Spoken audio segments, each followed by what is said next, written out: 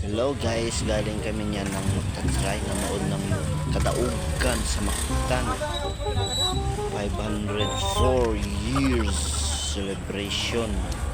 So habang naglalakad kami guys, naisipan ko na rin mag-video, mag-vlog na lang pauwi kasi walang masakyan habang naglalakad para hindi mapagod sa paglalakad. Sa paglalakad namin yan guys, hindi ko napansin si kuya na sinigawan pala ako ng idol, kaya hindi ko na napansin agad. Bilis naman kasi ng kasama ko maglakad, isipan ko baka maiwanan ako guys. At saka mayroon pa dito isa, ayun siya.